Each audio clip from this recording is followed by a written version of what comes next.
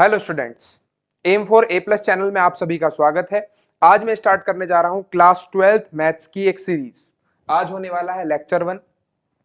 लगभग डेली आपको एक लेक्चर मिल जाएगा, वीकली फाइव लेक्चर्स आपको मिल जाएंगे। क्लास 12th की मैट्रिक्स चैप्टर से मैं स्टार्ट कर रहा हूं। 2026-27 सेशन के लिए होने वाला है। 2026-27 यानी 2027 में जो बच्चे बोर्ड एग्जाम देने वाले हैं उनके लिए ये एक नई सीरीज है। तो ज्यादा से ज्यादा बच्चों को आप शेयर करना। अगर वीडियो अच्छी लगती है, बहुत बड़ा लेक्चर नहीं होगा, छोटे छोटे लेक्चर डेली आपको मिलेंगे। बस डेली का लेक्चर अटेंड करना है और जो होमवर्क लेक्चर के अंदर बताया जा रहा है वो होमवर्क आपको कंप्लीट करना है। बाकी सब जिम्मेदारी आप मेरे ऊपर छोड़ दीजिए। Myself Himanshu Siwal. तो चलिए शुरू करते हैं। What is matrix? तो बच्चों सबसे पहले आपको जानना है मैट्रिक्स क्या होती है। तो matrix is an arrangement of element in rows and columns to represent data in a compact and systematic form. किसी डाटा को अगर कॉम्पैक्ट और सिस्टमैटिक फॉर्म में मुझे दिखाना है तो उसके लिए जो डाटा को रोज और कॉलम्स में हम अरेंज करते हैं उसको हम बोलते हैं मैट्रिक्स। ठीक है, मैं एक सिंपल मैट्रिक्स आपको बना के दिखा देता हूं। ये मेरे पास हो गई एक मैट्रिक्स। ये जो लिखा हुआ है A11 A12 ये इस मैट्रिक्स के एलिमेंट है। A13 A21 A22 A23 A31 32 33। तो ये बिल्कुल सिंपल हमारे पास एक मैट्रिक्स है। इस मैट्रिक्स का ऑर्डर, यहां बच्चों मैट्रिक्स का ऑर्डर लिखा जाता है। ठीक है, क्या है मैट्रिक्स का ऑर्डर? कैसे लिखा मैंने, क्या मतलब है ऑर्डर का? देखिए ये रो 1 है। ये क्या है? रो 1, यानी जो हॉरिजॉन्टल है ये रो है, पहली रो है, ये दूसरी रो है और ये तीसरी रो है। तो डाटा को हमने रोज और कॉलम्स के रूप में, ये पूरी कॉलम 1 है, ये कॉलम 2, ये कॉलम 3। ठीक है, ये एक एलिमेंट है। ठीक, या तो मैं इसे एलिमेंट बोल सकता हूं या ये एंट्री कहलाती है, मैट्रिक्स की एंट्री। जो एलिमेंट है वो कोई नंबर भी हो सकता है, साथ साथ बच्चों वो कोई फंक्शन भी हो सकता है। ठीक है, नॉर्मली हम मैट्रिक्स को इस तरीके से रिप्रेजेंट करते हैं। ठीक है, तो ये एलिमेंट हो गया, ये इसका ऑर्डर हो गया।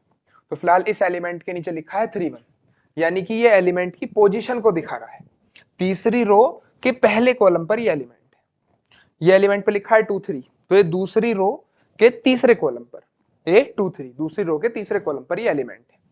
ठीक है, तो इस प्रकार से आप किसी भी जो है मैट्रिक्स के एलिमेंट की पोजीशन पता कर सकते हैं। नेक्स्ट, तो मैट्रिक्स का डेली लाइफ में यूज कहां है? तो देखो मैट्रिक्स बच्चों, मैट्रिक्स डाटा को आप सिंप्लीफाइड कर रहे हैं। जैसे मैं एक एग्जांपल लूं, आपके क्लास में अगर बच्चे बैठे हैं तो क्लास के अंदर मान लीजिए 3 रो बनी हुई है, ठीक है, और 2 कॉलम है। मान लो 6 बच्चे क्लास के अंदर बैठे, कोई नया टीचर आया तो वो क्या कह सकता है कि एक काम करो, दूसरी रो के तीसरे कॉलम पर जो बच्चा बैठा है उसको नाम तो पता नहीं, तो दूसरी रो के तीसरे कॉलम पर जो बच्चा बैठा है वो खड़ा हो जाए। तो क्लास के अंदर जो बच्चों का अरेंजमेंट है वो किस तरीके से होता है? मैट्रिक्स के रूप में। सुबह असेंबली में आप सभी खड़े होते हैं, वो मैट्रिक्स के रूप में अरेंजमेंट है स्टूडेंट्स का, रोज और कॉलम्स में ही सभी खड़े होते हैं। इसका जो एग्जाम, अगर डेली लाइफ यूज और डिटेलिंग में जाते हैं तो कंप्यूटर ग्राफिक्स के अंदर भी इसका यूज है। जो आप गेम्स वगैरह खेलते हैं, गेम के बैकग्राउंड पे मैट्रिक्स की वजह से ही वो सब जो आपको दिखाई दे रहा है वो सब उसी की वजह से चल रहा है। तो क्लास 12th लेवल पर हमें मैट्रिक्स समझ में आ गई क्या है? डाटा का रो और कॉलम में अरेंजमेंट। रो हो गई हॉरिजॉन्टल, बड़ी वाली रो है, और वर्टिकल जो ये खड़ी है ये कॉलम है। यहां लिखा जाना है मैट्रिक्स का ऑर्डर। ऑर्डर के अंदर बच्चों सबसे पहले लिखा जाता है रो और इनटू कॉलम। तो कितनी रो है? 3 रो है, तो इसलिए 3 यहां लिख दिया, और 3 ही कॉलम है तो ये लिख दिया। ऐसे में एक मैट्रिक्स बना सकता हूं। तो ये कोई मैट्रिक्स हो गई। क्या ऑर्डर होगा इसका? इस मैट्रिक्स के अंदर 2 रो है और कितने कॉलम है बच्चों? इस मैट्रिक्स के अंदर 3 कॉलम है, तो इस मैट्रिक्स का ऑर्डर हो गया 2/3। क्लियर? क्या ऑर्डर हो गया इस मैट्रिक्स का? 2/3। 2 रो है और कितनी कॉलम हो गई? 3 कॉलम हो गई। नेक्स्ट, ये जो एलिमेंट्स हैं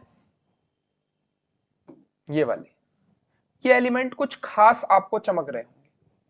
क्या खास है भाई इन एलिमेंट्स के अंदर? इन एलिमेंट्स के आई और जे, जैसे ए आई जे एलिमेंट होता है, इसके आई और जे इक्वल है, इनको बोलते हैं डायगोनल एलिमेंट्स। डायगोनल एलिमेंट्स, ठीक है बच्चों। क्या खासियत है डायगोनल एलिमेंट्स की? यहां आई और जे क्या होगा? इक्वल होगा।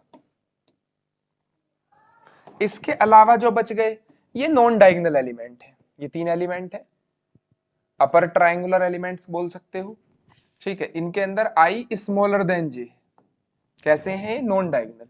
और ये जो बच गए ये भी नॉन डायगोनल है, ये लोअर ट्रायंगुलर बोला जा सकता है, इसके अंदर आई ग्रेटर देन जे। आई क्या है? ये पहला नंबर जो लिखा है पोजीशन पे, और जे बाद वाला, तो 3 1 से बड़ा है, 2 1 से बड़ा है, 3 2 से बड़ा है, तो इसके सारे आई जे से बड़े हैं और इन एलिमेंट्स के आई जे से छोटे हैं। क्लियर है? मैट्रिक्स समझ में आई? डाटा का रो कॉलम में अरेंजमेंट, रो क्या हो गया बच्चों? हॉरिजॉन्टल, कॉलम क्या हो गया? वर्टिकल। और ये जो एलिमेंट्स हैं डायगोनल पर, ये डायगोनल एलिमेंट्स हो गए। इनकी क्या खासियत है? आई और जे बराबर है, जो पोजीशन रो की है वही कॉलम की, पहला रो पहली कॉलम, दूसरा रो दूसरी कॉलम, तीसरा रो तीसरी कॉलम। डायगोनल इधर वाला नहीं बनता, याद रखना। मैट्रिक्स के अंदर ये डायगोनल नहीं बनता, सिर्फ एक ही डायगोनल है ये। क्लियर? नेक्स्ट, अब कुछ क्वेश्चंस देख लें। बुक का, एनसीईआरटी बुक का पहला एग्जांपल है, consider the following information regarding the number of mens and womens worker in 3 factories. 3 factory के अंदर कितने आदमी वर्कर हैं और कितनी औरतें वर्कर हैं, ठीक है, ये इसका डाटा दिया हुआ है।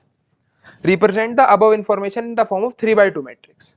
इस डाटा को आप 3/2 की मैट्रिक्स के रूप में लिखकर दिखाओ। तो बहुत ही इजीली इसको करा जा सकता है। एक मैट्रिक्स बना लो और ये 3/2 के रूप में ऑलरेडी दिया हुआ है, तो ऐसे के ऐसे ही डाटा को आप मैट्रिक्स के अंदर लिखते हैं। तो ये एक मैट्रिक्स बन गई जिसके अंदर 3 रो और 2 कॉलम है। आई क्या इतनी बात समझ? दूसरा क्या पूछा है कि थर्ड रो और सेकंड कॉलम पर जो एलिमेंट है, थर्ड रो और सेकंड कॉलम पर जो एलिमेंट है वो क्या एंट्री है? तो थर्ड रो और सेकंड कॉलम पर जो एलिमेंट है उसकी एंट्री है 26।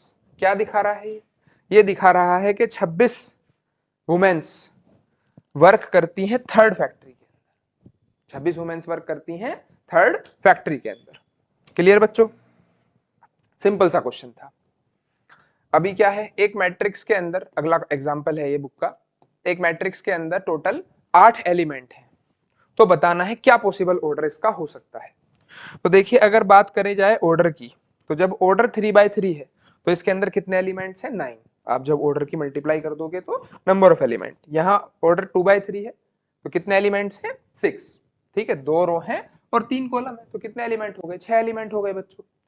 ठीक, अब अगर एलिमेंट दे दिए जाए, 8 एलिमेंट मुझे अरेंज करने, तो क्या मैं 8 एलिमेंट को इस हिसाब से अरेंज कर सकता हूं कि 8 1/8, यानी मान लो 8 एलिमेंट में कुछ भी ले लूं, A B C D E F G H, ठीक है, ये 8 एलिमेंट है, तो ये 8 के 8 मैंने एक ही रो में लगा दिए, तो इसका ऑर्डर क्या हो गया? 1/8, एक रो 8 कॉलम। इसी डाटा को मैं 2 रो 4 कॉलम में भी लिख सकता हूं, A B C D E F G H, तो वही 8 एलिमेंट 2 रो 4 कॉलम में भी लिखे जा सकते हैं। वही 8 एलिमेंट 4 रो 2 कॉलम में भी लिखे जा सकते हैं। ठीक है, A B C D E F G H. और बच्चों वही 8 एलिमेंट 8 रो 1 कॉलम में भी लिखे जा सकते हैं, अगर मैं 8 के 8 ऐसे लिख दूं।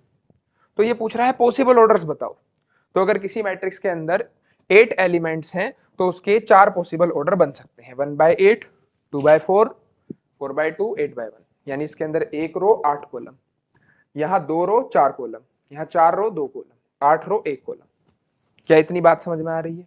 अगर वीडियो अच्छी लग रही है तो लाइक जरूर कर दें। क्लास 12th के बच्चों तक, जो अभी 12th में आए हैं, उन तक शेयर करना आपकी जिम्मेदारी है। और कोई डाउट है कमेंट करके बताएं, कोई सजेशन है कमेंट करके बताएं। ठीक है, next, construct a 3/2 matrix whose elements are given by. मुझे 3/2 की एक मैट्रिक्स बनानी है जिसके एलिमेंट की ये रिलेशन दिया हुआ है। अब एक चीज ध्यान रखना, ये कोई फॉर्मूला नहीं है, ये हर क्वेश्चन के अंदर ये इंफॉर्मेशन मुझे गिवन मिलेगी कि आई और जे में क्या रिलेशन है। ठीक है, आगे और क्वेश्चन भी आएंगे, एक्सरसाइज के क्वेश्चन जो आपको होमवर्क में करने हैं, तो वो आप इजीली कर पाओगे। 3/2 की मैट्रिक्स बनानी है, तो एक 3/2 की मैट्रिक्स लेट कर लो जहां 3 रो और 2 कॉलम, तो ये एक 3/2 की मैट्रिक्स हो गई। ठीक है, इस मैट्रिक्स का जो ऑर्डर है वो 3 रो है और 2 कॉलम है, तो ये 3/2 की क्या हो गई बच्चों, मैट्रिक्स हो गई। अब इसके अंदर A11 एलिमेंट क्या है, जो फर्स्ट रो फर्स्ट कॉलम पर आ रहा है, तो A11 की वैल्यू आप निकाल सकते हो, I की जगह 1 रखना है और J की जगह भी 1 रखना है, तो ये 1/2 1 - 3 -2 हो गया, मोड से बाहर +2 आएगा, 2/2 1। अब जैसे यहाँ मॉड्यूलस लगा हुआ है, मॉड्यूलस का काम क्या है, -2 का जो है वो +2 आंसर आता है, जितने भी नेगेटिव है उनका आंसर पॉजिटिव आता है मॉडुलस की वजह से। क्वेश्चन में किसी में स्क्वायरिंग दे सकता है, क्यूब दे सकता है, डिवाइड, कुछ भी, वो रिलेशन जो भी है आप आई की जगह 1 रख दो, जे की जगह 1 रख दो, A11 एलिमेंट निकल जाएगा। ऐसे ही A12 एलिमेंट निकल जाएगा, आई की जगह 1 रखना है और 2 की जगह पे आप 2 पुट कर दें, जे की जगह पे 2 पुट कर दें, तो ये बन गई वैल्यू 5/2। नेक्स्ट A21, तो आई के प्लेस पे 2 रखना है, जे के प्लेस पे आपको 1, तो ये आ जाएगा -1, प्लस हो जाएगा मॉडुलस के अंदर 1/2। A22, तो आई के प्लेस पे भी 2 रख दिया और जे के प्लेस पे भी 2 रख दिया, तो 2 - 6 ये हो गया 4, 2 आंसर आ गया। नेक्स्ट A31, तो आई के प्लेस पे 3 और जे के प्लेस पे 1, तो 1/2 3 - 3 ये हो गई 0 वैल्यू। A32, आई के प्लेस पे 3 और जे के प्लेस पे 2 रख दो, तो ये आ जाएगा 3 - 6 -3 3/2, ये आंसर आ गया। Clear students? तो जो मैट्रिक्स हमें चाहिए थी वो मैट्रिक्स क्या बन गई, उसका पहला एलिमेंट बन गया है 1, ये 5/2 1/2 2 0 और 3/2, तो ये 3/2 की वो मैट्रिक्स बन गई जो मुझे चाहिए थी, यानी कि ये इस रिलेशन को सेटिस्फाई करेगा। ठीक है, उम्मीद करूंगा आप सभी के समझ में आया होगा। नेक्स्ट, मैट्रिक्स के टाइप्स। तो टाइप्स ऑफ मैट्रिक्स क्या क्या है, सबसे पहला है कॉलम मैट्रिक्स, एक ऐसी मैट्रिक्स जिसके अंदर सिर्फ एक कॉलम हो, एक ऐसी मैट्रिक्स जिसके अंदर सिर्फ एक कॉलम हो, वो क्या कहलाती है, कॉलम मैट्रिक्स कहलाती है। जैसे कि यहाँ 3 रो बना दी पर कॉलम एक ही। A matrix is said to be a column matrix if it has only 1 column. किसी भी मैट्रिक्स के अंदर कैसी ही कितनी ही रो हो, 10 रो हो, 4 रो हो, 1 रो हो या 5 रो हो, कॉलम अगर एक है तो मैट्रिक्स क्या होगी, कॉलम मैट्रिक्स। यानी किसी भी कॉलम मैट्रिक्स का जो ऑर्डर है वो m×1 की फॉर्म में होगा, यानी m कुछ भी हो सकता है, रो कितनी भी हो सकती है, पर कॉलम बच्चों एक ही होगी। ठीक है, next, row matrix. A matrix is said to be a row matrix if it has only one row। एक मैट्रिक्स रो मैट्रिक्स तब कहलाएगी अगर उसके अंदर सिर्फ एक रो है, जैसे कि ये एक मैट्रिक्स हो गई। ठीक है, यहाँ एक रो है और 3 कॉलम है, तो कोई भी मैट्रिक्स जिसके अंदर सिर्फ एक रो है वो क्या होगी, रो मैट्रिक्स होगी। Next, square matrix. A matrix in which the number of rows are equal to number of column is said to be a square matrix। एक ऐसी मैट्रिक्स जिसके अंदर जितनी रो हैं उतनी ही कॉलम हो, अगर 2 रो हैं तो 2 ही कॉलम हो, अगर 3 रो हैं तो 3 ही कॉलम चाहिए, तो मैट्रिक्स क्या होगी, column matrix, sorry square matrix कहलाएगी। जितनी रोज उतनी कॉलम्स। अगर किसी मैट्रिक्स का ऑर्डर m×n है, अगर किसी मैट्रिक्स का ऑर्डर m×n है, तो m और n अगर बराबर है तो वो मैट्रिक्स क्या कहलाती है, स्क्वायर मैट्रिक्स। स्क्वायर मैट्रिक्स के अंदर number of rose number of columns के हमेशा बराबर होगी। Next, diagonal matrix. एक ऐसी मैट्रिक्स जिसके अंदर डायगोनल एलिमेंट्स तो कुछ भी हो सकते हैं। डायगोनल एलिमेंट्स मैंने भी आपको बताया है जहां i और j इक्वल है, और नॉन डायगोनल एलिमेंट, ये लोअर ट्रायंगुलर बच गए और ये अपर ट्रायंगुलर एलिमेंट्स बच गए, ठीक है, ये सभी जीरो होंगे, ठीक है। A square matrix is said to be a diagonal matrix if its non diagonal elements are zero. ऐसी मैट्रिक्स जिसके नॉन डायगोनल एलिमेंट्स यानी डायगोनल को छोड़कर बाकी सभी एलिमेंट्स जीरो होंगे, वो कहलाएगी डायगोनल मैट्रिक्स, ठीक है। इसी को आप इस प्रकार भी लिख सकते हो 5 7 5, ये हो गया। तो ये क्या है बच्चों, डायगोनल मैट्रिक्स, यानी कि अंडरस्टूड है कि यहां 5 7 5 है, बाकी सब जीरो करना है। Next, scalar matrix. एक ऐसी मैट्रिक्स, एक ऐसी डायगोनल मैट्रिक्स जहां पर डायगोनल एलिमेंट क्या होना चाहिए, सेम होना चाहिए, कुछ भी हो, 7 7 7 लिख दो, 3 3 3 2 2 2, कुछ भी, वो सेम होना चाहिए और बाकी सभी एलिमेंट्स क्या हो जाएं, जीरो, क्योंकि डायगोनल मैट्रिक्स है, ठीक है। जैसे कि ए आई और जे जब बराबर नहीं है, कहां बराबर नहीं है, डायगोनल एलिमेंट्स को छोड़कर बाकी कहीं भी बराबर नहीं है, तो वो सब की वैल्यू तो जीरो हो, और जहां आई और जे इक्वल है वो कुछ भी के हो, के यानी कांस्टेंट हो गया कि वो के 7 7 7 है, के भी लिख सकते हो, कुछ भी। Next, identity matrix. एक ऐसी मैट्रिक्स जिसके डायगोनल एलिमेंट्स हमेशा 1 1 1 होंगे और बाकी सभी element zero, non diagonal elements zero हो, वो क्या कहलाती है, आइडेंटिटी मैट्रिक्स, ठीक है। आई से रिप्रेजेंट करते हैं आइडेंटिटी मैट्रिक्स को, 2 बाय 2 ऑर्डर की भी हो जाएगी, ये भी एक आइडेंटिटी मैट्रिक्स है, क्लियर। तो ऐसी मैट्रिक्स जिसके डायगोनल पर हमेशा 1 1 1 हो और बाकी सब एलिमेंट क्या हो बच्चों, जीरो, तो वो क्या होगी, आइडेंटिटी मैट्रिक्स, क्लियर। कुछ बच्चे सोच रहे हो मूवमेंट की दिक्कत, तो थोड़ा सा पैर में फ्रैक्चर आया हुआ है, इस वजह से थोड़ी प्रॉब्लम मोशन करने में आ रही है, ठीक है। ये इतनी बात समझ में आ रही है आप सभी के। और स्टार्ट मैं 1 अप्रैल से ही करना चाह रहा था, इसलिए मैं फिर अब सोच रहा हूँ कि डिले ना करूँ, तो मैं फर्स्ट लेक्चर आज रिकॉर्ड कर रहा हूँ 1 अप्रैल को, या तो ये आज ही अपलोड हो जाएगा, नहीं तो आपका ये 2 अप्रैल तक अपलोड हो जाएगा, और कोशिश रहेगी कि डेली आपको एक एक लेक्चर मिलता रहे, एटलीस्ट 5 लेक्चर्स आपको पर वीक मिल जाए। नेक्स्ट टॉपिक पर आते हैं, जीरो मैट्रिक्स। तो बच्चों एक मैट्रिक्स जिसके सभी एलिमेंट जीरो हों वो जीरो मैट्रिक्स या नल मैट्रिक्स कहलाती है। एक ऐसी मैट्रिक्स जिसके सभी एलिमेंट्स जीरो हों वो जीरो मैट्रिक्स या नल मैट्रिक्स कहलाती है, क्लियर। नेक्स्ट टॉपिक पर आते हैं। देखो बोर्ड का आया हुआ क्वेश्चन है, एनसीईआरटी का क्वेश्चन नहीं है, सीबीएसई 2025 के अंदर पूछा गया क्वेश्चन है, टाइप्स ऑफ मैट्रिक्स के ऊपर। क्या सवाल है कि ये एक मैट्रिक्स दी हुई है, ये स्केलर मैट्रिक्स है, तो y की पावर x क्या होगा। तो अगर ये एक स्केलर मैट्रिक्स है तो इसके लिए तो ये तीनों एलिमेंट बराबर होने चाहिए, अभी पढ़ के आए हैं, बात समझ आ रही है सभी के। अगर ये डायगोनल एलिमेंट सेम होते हैं तभी तो मैट्रिक्स स्केलर कहलाएगी, यानी y की वैल्यू तो 7 हो गई, और बाकी जो नॉन डायगोनल बच गए, ये वाले 3 और ये वाले 3 जो नॉन डायगोनल बच गए उनकी वैल्यू क्या होनी चाहिए, 0 होनी चाहिए, तो नॉन डायगोनल वालों की वैल्यू 0 रख दो। तो पूछा है y की पावर x यानी 7 की पावर 0, y की पावर x का मतलब 7 की पावर 0, और ये आंसर क्या दे देगा, 1 1 आंसर दे देगा। तो आंसर क्या है, गलत, सॉरी 1, ठीक है। तो आंसर क्या हो गया, बी ऑप्शन, 7 की पावर 0 की वैल्यू 1 आ गई, क्लियर।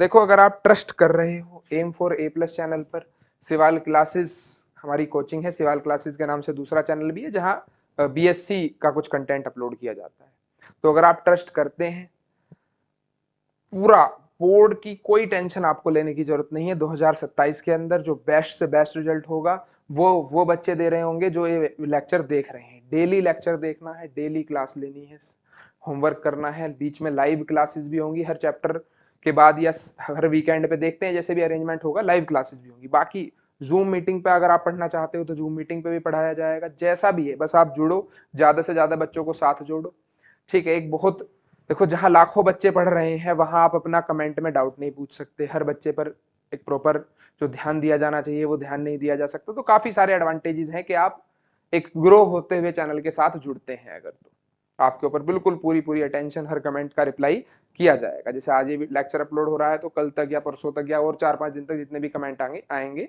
उनका रिप्लाई आपको दिया जाएगा, ठीक है, हर तरीके से। अगर कोई लोकल का बच्चा है तो वो ऑफलाइन भी आकर मिल सकता है, डाउट्स पूछ सकता है। चलिए नेक्स्ट, एक क्वेश्चन और है सीबीएसई 2022 टर्म 1 का क्वेश्चन है।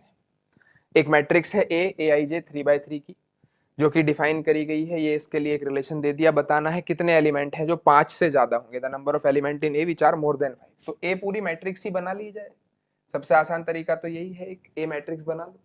ठीक है, तो आई कितना है, 3/3 ऑर्डर की मैट्रिक्स है।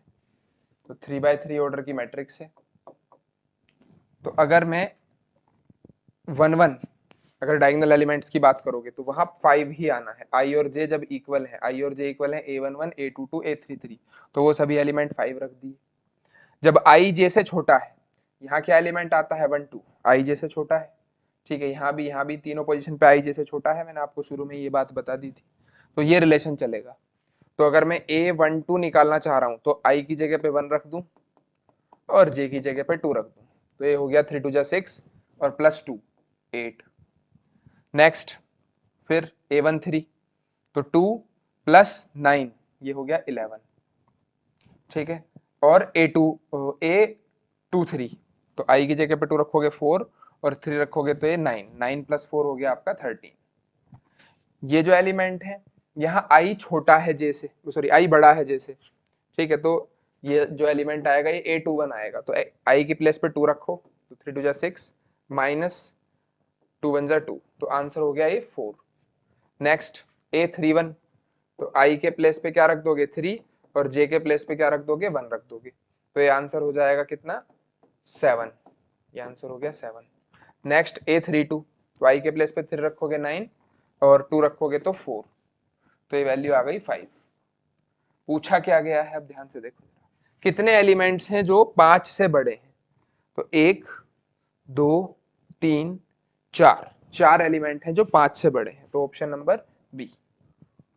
ठीक, 4 एलिमेंट हैं जो 5 से बड़े होंगे। नेक्स्ट एक और क्वेश्चन टाइप्स ऑफ मैट्रिक्स के ऊपर ही बोर्ड का आया हुआ क्वेश्चन है 2025 का। ये मैट्रिक्स कॉलम मैट्रिक्स है 4/1 ऑर्डर की। देखो जरा कितनी रो है, 1 2 3 4, 4 रो है और कितनी कॉलम है, एक कॉलम। बिल्कुल ये बात ट्रू है। नेक्स्ट कोई matrix A I J M cross 1, ये कॉलम मैट्रिक्स तब कहलाती है अगर इसका ऑर्डर एम क्रॉस 1 है। बिल्कुल, क्योंकि कॉलम पर 1 होगा तो वो कॉलम मैट्रिक्स ही कहलाएगी। ये बात भी ट्रू है और इस ये ही एक्सप्लेनेशन है इस के ट्रू होने का, यानी कि ऑप्शन ए एसेशन और रीजन दोनों ट्रू हैं और रीजन एसेशन को करेक्टली एक्सप्लेन भी कर रहा है। ठीक, नेक्स्ट इक्वालिटी ऑफ मैट्रिक्स। तो प्यारे बच्चों, दो मैट्रिक्स कब बराबर होंगी। देखो दो मैट्रिक्स, अगर मैं ए और बी दो मैट्रिक्स लिखता हूं तो वो पहली बात तो तब बराबर होंगी जब इनका ऑर्डर सेम हो। अगर एक मैट्रिक्स 2/2 ऑर्डर की है, दूसरी 3/3 की, वो बराबर नहीं हो सकती। एक 2/3 की है, दूसरी 2/4 की, तो भी बराबर नहीं होंगी, है ना। या तो इधर भी 2/3 बनाओ, इधर भी जो मैट्रिक्स है वो 2/3 ऑर्डर। तो सबसे पहले तो ऑर्डर बराबर हो। दूसरी चीज, कोरस्पॉन्डिंग एलिमेंट्स इक्वल हो। क्या हो, कोरस्पॉन्डिंग एलिमेंट इक्वल। अगर यहाँ 1 2 5 4 लिखा है तो A11 पर यहाँ भी 1 ही हो, A12 पे 2 हो, A21 पे 5 हो और A22 पे 4। तो कोरस्पॉन्डिंग जो एलिमेंट है वो इक्वल होंगे तभी मैट्रिक्स बराबर है। जैसे सेट में नहीं होता, अगर दो सेट में कहूं कि 1 2 एक सेट है और दूसरा सेट है 2 1, तो ये इक्वल होते हैं। सेट्स में एलिमेंट की पोजीशन मैटर नहीं करती, लेकिन मैट्रिक्स के अंदर एलिमेंट की पोजीशन मैटर करती है। 1 1 पर जो एलिमेंट है, यहाँ 1 1 पर वही एलिमेंट चाहिए। अब इसी के ऊपर क्वेश्चन बन सकता है कि भाई ये दो मैट्रिक्स हैं, ये इक्वल है, तो ABC XYZ की वैल्यू निकालो। तो कंपेयर करा लो, जो पहला एलिमेंट है वो पहले एलिमेंट के इक्वल रखोगे तो वहां से पता चलेगा कि जी x की वैल्यू -3 आ रही है। यही वैल्यूज निकालनी है। दूसरा एलिमेंट दूसरे एलिमेंट के बराबर रख लेते हैं। z+4 किसके इक्वल होगा, 6 के, तो z = 2 आ जाएगा। तीसरा एलिमेंट तीसरे के बराबर रख दो, 2y - 7 किसके इक्वल रख दोगे, 3y - 2। तो जैसे ही से बराबर रखोगे 3y - 2y और 2 - 7, तो ये -5 हो गया ये y, तो y की वैल्यू हो गई -5। नेक्स्ट -6, तो -6 के इक्वल है ही। a -1 को -3 के इक्वल रखो तो a की वैल्यू हो जाएगी -3 + 1, a की वैल्यू हो जाएगी -2। नेक्स्ट 0 को 2c + 2 के इक्वल रख लो, तो c = हो जाएगा -1। ठीक है, b - 3 को 2b - 4 के इक्वल रख लें, तो कोरस्पॉन्डिंग एलिमेंट्स बराबर, दो मैट्रिक्स अगर इक्वल है तो कोरस्पॉन्डिंग एलिमेंट्स इक्वल होने चाहिए। तो 2b माइनस बी, 4 इधर ले आए तो -7 इक्वल्स टू बी, तो b की वैल्यू -7 हो गई। -21 के इक्वल है, 0 0 के इक्वल है। तो ए बी सी और एक्स वाई जेड सारी वैल्यूज यहाँ कैलकुलेट हो गई। नेक्स्ट क्वेश्चन, अगर आपको कोई क्वेश्चन नोट करना है तो आप वीडियो रोक कर और तब क्वेश्चन नोट कर सकते हैं। नेक्स्ट इसी के ऊपर ही एक और क्वेश्चन है, एबीसीडी की वैल्यू निकालनी है। यहां भी आप कंपेयर करो, 2a plus B equals to क्या होगा 4k, और a माइनस 2b किसके इक्वल होगा -3k। ये सोल्व कर दो इक्वेशन। कैसे सोल्व करोगे, इसमें 2 की इंटू करा लो, 4a plus 2b equals to 8, elimination method लगाओ, 2b कट गया, ऐड करोगे 5a हो गया, और इधर ऐड करोगे 5, तो a की वैल्यू बच्चों 1 आ गई। a की वैल्यू 1 पुट कर दो, तो a की वैल्यू 1 पुट करोगे तो b की वैल्यू 2 आ जाएगी। फिर दूसरी इक्वेशन सोल्व करो, 5c माइनस डी किसके इक्वल है 11, 4c प्लस 3d किसके इक्वल है 24। तो दो इक्वेशन ये बन गई, इसको इसके बराबर रख दिया, इस एलिमेंट को इसके बराबर रख दिया, तो यहां से मल्टीप्लाई 3 की करा लो, तो 15c minus 3d equal to 33। 3d से 3d कैंसिल हो गया, 15c और 4 हो गया कितना 19c, इधर ऐड करोगे तो 57, तो c इज इक्वल टू हो जाएगा 3। नेक्स्ट c की वैल्यू 3 पुट करा लो, d निकाल लो कितना आ रहा है, तो माइनस डी इक्वल्स टू 3, 15 उधर भेज दोगे तो -4, d इज इक्वल्स टू 4 आ गया। तो ये लाइन से ही एबीसीडी की वैल्यू आ गई 1 2 3 4। क्लियर, क्या समझ में आई इतनी बात? कोरस्पॉन्डिंग एलिमेंट, बस कंडीशन क्या लग रही है, दो मैट्रिक्स इक्वल हैं तो उनके कोरस्पॉन्डिंग एलिमेंट बराबर होंगे। देखो लेक्चर बहुत बड़ा नहीं करने का, एक्सरसाइज के क्वेश्चंस की बात करूं तो ये क्वेश्चन इजीली आपके हो जाएंगे। पूछा है ऑर्डर क्या है इस मैट्रिक्स का, तो बच्चों कितनी ऑर्डर है, 3 रो है, कितनी कॉलम है बच्चों 4, तो 3/4 इसका ऑर्डर हो गया। कितने एलिमेंट हैं, करा दो ऑर्डर की मल्टीप्लाई, कितने एलिमेंट है 12, 12 एलिमेंट हो गए। A13 एलिमेंट क्या है, तो फर्स्ट रो थर्ड कॉलम पर कौन है 19, तो A13 एलिमेंट 19 है। नेक्स्ट A21 एलिमेंट क्या है, सेकंड रो फर्स्ट कॉलम पर कौन है 35। नेक्स्ट A33 एलिमेंट कौन है, तो थर्ड रो थर्ड कॉलम पर कौन है -5। A24 second row fourth column पर कौन है 12। A23 second row third column पर कौन है 5/2। हो गए सारे आंसर। नेक्स्ट 24 एलिमेंट है, पॉसिबल ऑर्डर्स बताने हैं, तो आप बता सकते हो 1/24, 2/12, 3/8, 4/6, फिर सारे उल्टे कर दो 6/4, ठीक है 8/3। 24 एलिमेंट, 13 एलिमेंट होते तो ऑर्डर क्या है, देखो जब भी प्राइम नंबर आपका ये आएगा तो बस दो ही ऑर्डर बनते हैं, एक 1/13, एक 13/1, क्योंकि डिवाइड तो किसी से होगा नहीं। नेक्स्ट क्वेश्चन बिल्कुल सेम, तो एनसीईआरटी का थर्ड क्वेश्चन बिल्कुल सेम है, आप करोगे आराम से हो जाएगा।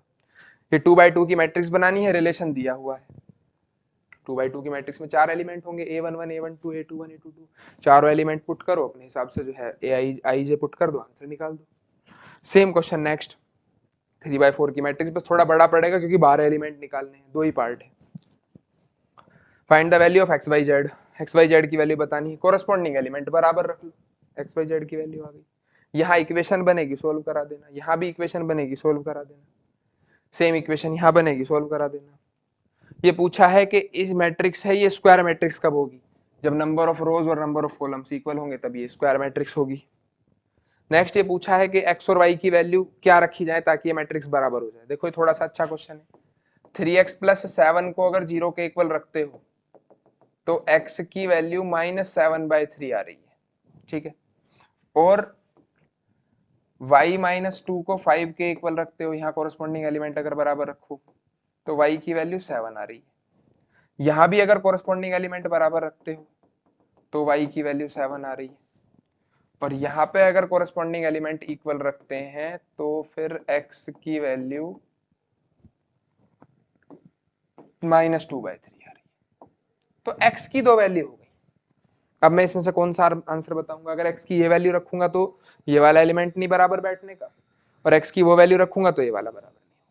तो y तो ठीक है, y 7 आ रहा है, समझ में आ गई, ये तो y गलत ही आ रहा है, यहाँ भी y 7 है, यहाँ भी y 7 है, ये वैल्यू नहीं आ रही तो ये भी गलत ही है ऑप्शन। ये हो सकता था सही क्योंकि ये वैल्यू है वहां पे अवेलेबल दोनों, लेकिन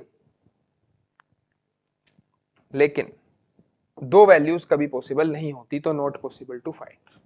ठीक है, एक्स की अगर दो अलग अलग, या तो सभी एलिमेंट्स को कंपेयर करके एक्स की एक ही वैल्यू आती, जैसे वाई की आ गई 7, लेकिन एक्स की तो निकलने की नहीं, तो ये क्वेश्चन का आंसर है नॉट पॉसिबल टू फाइंड। एक लास्ट क्वेश्चन है आज का, लेक्चर 1 का लास्ट क्वेश्चन, इंपॉर्टेंट क्वेश्चन है, एनसीईआरटी का बहुत इंपॉर्टेंट क्वेश्चन है, मिलता जुलता क्वेश्चन बोर्ड में भी आया हुआ है, इसे बहुत अच्छे से समझ लें। पूछा है कि कितने एलिमेंट, कितनी मैट्रिक्स पॉसिबल है, नंबर ऑफ पॉसिबल मैट्रिसेस जिनका ऑर्डर 3/3, जिनका ऑर्डर 3/3 है, और हर एक एलिमेंट पे या तो 0 या तो 1 रख सकते हो। जैसे मैं एक मैट्रिक्स ये बना दूं, फिर एक 1 लिख दूं यहां मान लो, फिर वो 1 की पोजीशन बदल दें, फिर 2 1 आ जाएंगे, फिर वो पोजीशन बदल के फिर 3 1, ऐसी कितनी मैट्रिक्स पॉसिबल है। तो ये क्वेश्चन बन गया